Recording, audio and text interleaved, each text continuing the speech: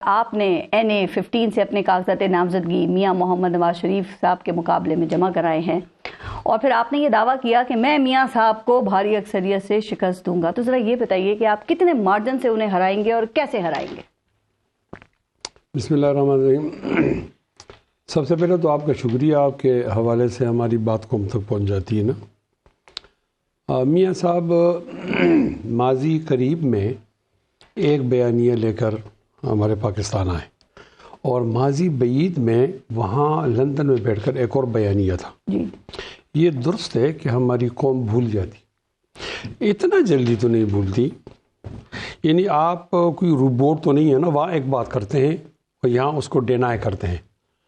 It mean some have happen, کچھ ہوا ہے. وہ جو ہوا ہے وہ تو گناہ کبیرہ ہے نا.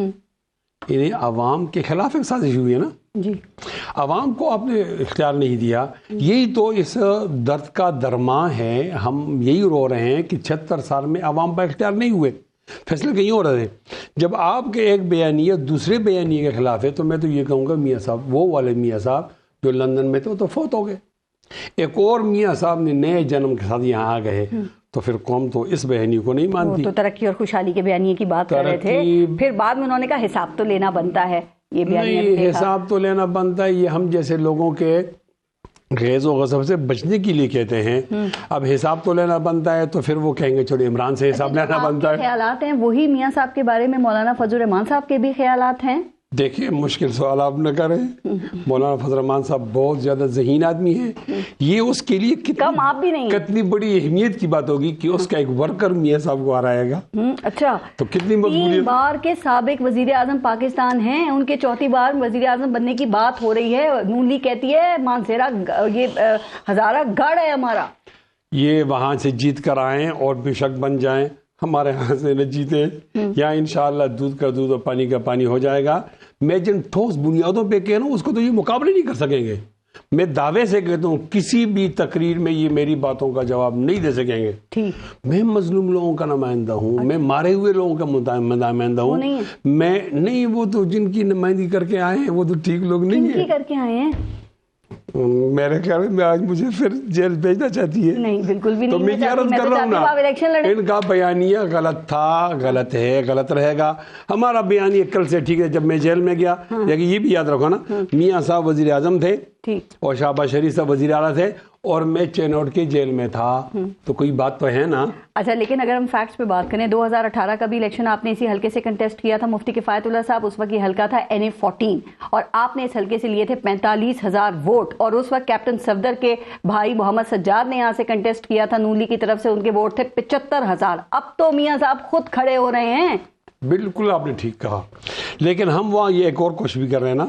اینٹی میاں صاحب سارے لوگوں کو جمع کر رہے ہیں. اچھا، اب اگر بالفرض تقدیر ہم نے وہ ووٹ کو وصول کر لیا، پھر کس طرح حساب آپ لگائیں گی؟ تو پی ٹی آئی کے ووٹ کو کیسے وصول کریں گے؟ وہ بھی اس میں شامل ہے. اینٹی ووٹ کا نا والوں کے لیے ہم اگر مکروہ ہیں تو وہ تو مکروہ تحریمی ہے. اعظم سواتی بھی کھڑے ہو رہے ہیں. عرض کر رہا ہوں نا، میری جیتنے میں پی ٹی آئی کو ایک خوشی ہوگی کہ وہ اپنے بہت بڑے حریف کو ہرا رہے ہیں. اچھا، مطلب اندر سے خوش ہوں گے. اندر سے بھی خوش ہوں، باہر سے بھی خوش ہوں. ان کو خوشی کا موقع ملنا چاہیے نا. دیکھا اگر وہ بھی کھڑے ہوں گے اور میں بھی کھڑا ہوں گا تو میاں صاحب جیت جائیں گے. اور اگر ان کا آدمی جیتے گا تو ان کو 2 خوشیاں ہوں گی. لیکن اگر ماحول ایسا ہے کہ ہمارے ووٹ تقسیم ہوتے ہیں، تقسیم ہونے سے بچائیں اور میں جیت جاؤں تو یہ بھی پی ٹی آئی والوں کو خوشی ہوگی کہ ان کا حریف تو ہم نے مار دیا نا. مطلب پی ٹی آئی والوں کا پوری خوشی کا خیال رکھیں گے آپ. دیکھیں جو آدمی ووٹ مانگتا ہے وہ تو ہر ایک سے مانگتا ہے. بالکل ٹھیک ہے. مفتی کفایت اللہ پاکستان تحریک انصاف کے انٹرا پارٹی الیکشن کے اوپر تو آپ نے اس کی ایک جگہ تعریف کی اور آپ نے کہا کہ جس پارٹی کا جو نشان ہے اس کو ملنا چاہیے، یہ ریاستی جبر نہیں ہونا چاہیے. تو آپ کی اس بات کا مطلب یہ لیا جائے کہ آپ پی ٹی آئی کو بلے کا نشان ملنے کے حوالے سے انہیں سپورٹ کر رہے ہیں کہ ملنا چاہیے؟ میں آپ کو ایک اصولی بات بتاؤں گا، پھر آپ جس پر تطبیق کرنا چاہیں آپ کر لیں. میں یہ عرض کرتا ہوں کہ آئین کی روح سے تمام لوگوں کو برابر سیاسی مواقع ملنے چاہیے. ٹھیک. آئین کی روح سے کسی کو سیاسی جبر کا نشانہ نہیں بننا چاہیے. لوگوں کو اطمینان سے اپنے بات کرنی چاہیے اور عوام کو با اختیار بنانا چاہیے. اس سارے سفر کے اندر انصاف ہونا چاہیے. علل اعلان کہتا ہوں، پی ٹی آئی کے ساتھ زیادتی نہیں ہونی چاہیے. پی ٹی آئی کے ساتھ، پی ٹی آئی کے ساتھ، ٹھیک ہے، عمران خان کے ساتھ زیادتی نہیں ہونی چاہیے. اگلا جملہ، عمران خان کے دشمن کے ساتھ بھی زیادتی نہیں ہونی چاہیے.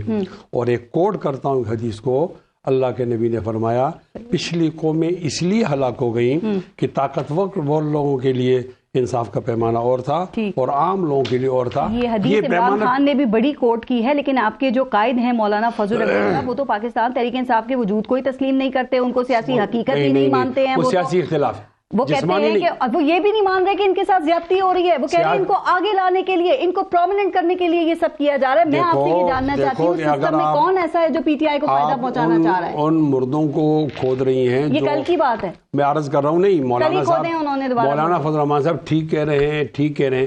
مولانا فضل الرحمان صاحب کو شکایت تھی 2018 کے الیکشن میں، تو سچ ثابت ہو گئی ہے نا. وہ بھی غلط تھا نا، کل بھی شکایت کی. میں یہ عرض اب بھی کہہ رہا ہوں، اب بھی کوئی آدمی لاڈلا بنتا ہے عدالت کے ذریعے تو بھی غلط ہے، انتظامیہ کے ذریعے تو بھی وہ غلط ہے، اسٹیبلشمنٹ کے تو بھی غلط ہے نا. آپ عوام کو اپنا چہرہ دکھاؤ، عوام سے ووٹ لے لو، جو بھی آئے وہ. یہ الیکشن کمیشن پر حملہ ہے جیسے کہ شہباز شریف صاحب کہہ رہے ہیں، پشاور ہائی کورٹ کا فیصلہ ایک ٹیکنیکل بات ہے، وہ کوئی وکیل سمجھا دے تو میں ذرا کلیئر ہو جاؤں گا کہ آپ نے یہ ہائی کورٹ جو اسلام آباد ہے اس کو ٹپ کر آپ چلے گئے نا پشاور کو، تو یہاں یہ عدالت نہیں تھی. ہمارے ہاں کسی بھی ہائی کورٹ جا ہم مولوی لوگ ہیں نا، نہیں جا تو سکتے، ہم مولوی لوگ ہیں نا، ہم نماز پڑھتے ہیں تو قریب کی مسجد میں نماز پڑھنے کا حق ہے. جب آپ قریب کی مسجد کو چھوڑ کر دور جاتے ہیں زیادہ ثواب ہے. اس کا نہیں ثواب زیادہ نہیں، کوئی بات آ جاتی ہے کہ کوئی بات ہے نا، وہ بات کیا ہے. اس کا پھر معنی یہ ہوا کہ اگر کرمانی صاحب دامت برکاتہم لاڈلے ہیں اسلام آباد ہائی کورٹ کے، تو پھر بیرسٹر صاحب یہ لاڈلے ہیں پشاور ہائی کورٹ کے، تو لاڈلاپن تو ہر جگہ ہوا. اگر یہ غلط ہے تو وہ بھی غلط ہے، اگر وہ ٹھیک ہے تو یہ بھی ٹھیک ہے. آپ کا کیا خیال ہے کہ یہ جو شکایات آپ کو تھیں الیکشن کمیشن سے، الیکشن کے حوالے سے، وہ آپ کے خدشات، وہ شکایتیں آپ کی دور ہو گئی ہیں سر؟ چونکہ آپ کہہ رہے تھے نا کہ 8 فروری کو سرد موسم کی وجہ سے وہ پھر وہ برف باری اور سرد موسم سے ٹرن آؤٹ جو ہے وہ بہت کم ہو سکتا ہے. تو ٹرن آؤٹ کم ہوتا ہے یا خدا نخواستہ کوئی بدامنی ہوتی ہے جس کے خدشات کل مولانا صاحب نے ظاہر کیے ہیں، تو فائدہ کس کو ہوگا؟ میں ایک بات بتاتا ہوں نا، ایک ہوتی ہے ہماری مرکزی دلیل جو ہم اپنے اوپینین کی کنسٹرکشن میں اس کو بنیاد بناتے ہیں، ایک ہوتی ہے ہماری ضمنی دلیل جو اس کو تائید دیتی ہے. تو اب ضمنی دلیل اس کی حیثیت ضمنی ہوتی ہے، وہ جو مرکزی دلیل ہے ہمارا وہ موقف ہوتا ہے. ہمارا موقف یہ ہے کہ ہمیں سیکورٹی پرابلم ہے، اور ایسا بھی نہیں کہ کوئی مفروضہ ہے یا خدشہ ہے مستقبل میں ہوگا.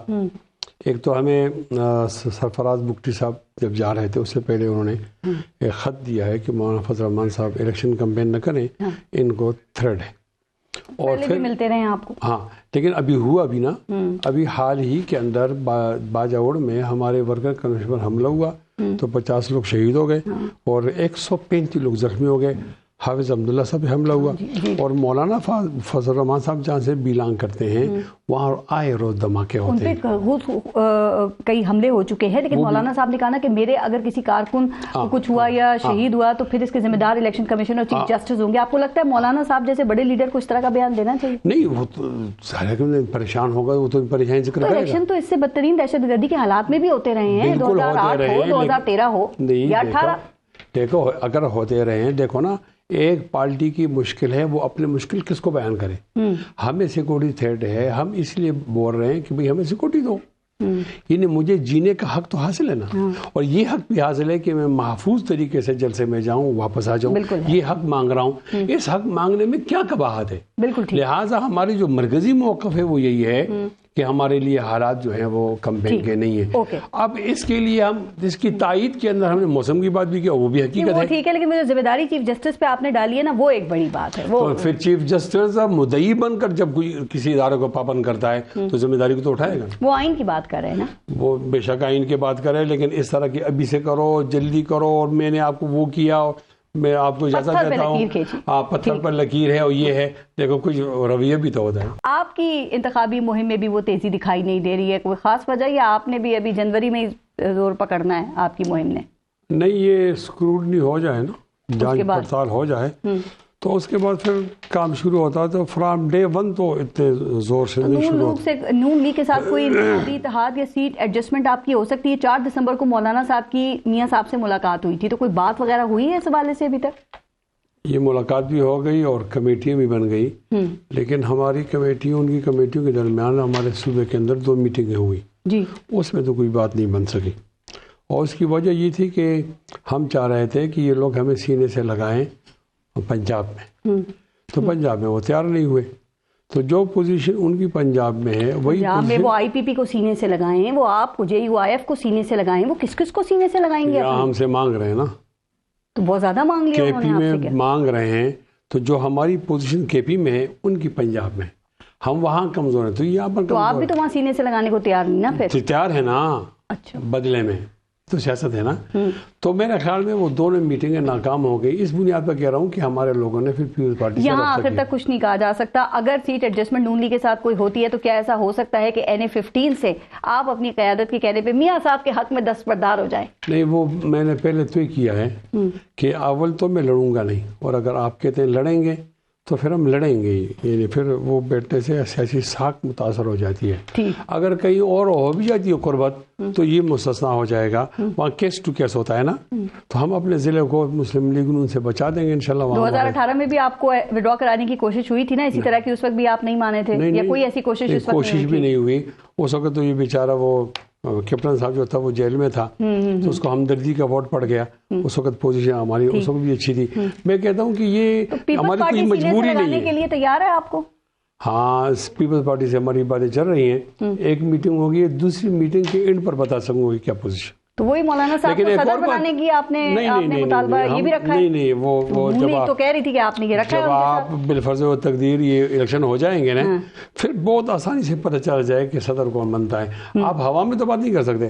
ایک اضافہ کرتا ہوں بات کا، ہمارے ہاں پشاور میں جو ہمارا مرکز ہے دفتر، اس کا نام مفتی محمود مرکز، اس کے اندر NP والے بھی آ رہے ہیں، نون والے بھی آ رہے ہیں، پیپلز پارٹی والے بھی آ رہے ہیں، شیرپا گروپ والے بھی آ رہے ہیں، چونکہ وہاں ان کی حیثیت علاقائی ہے تو ہم علاقائی ایڈجسٹمنٹ کی بات کرتے ہیں۔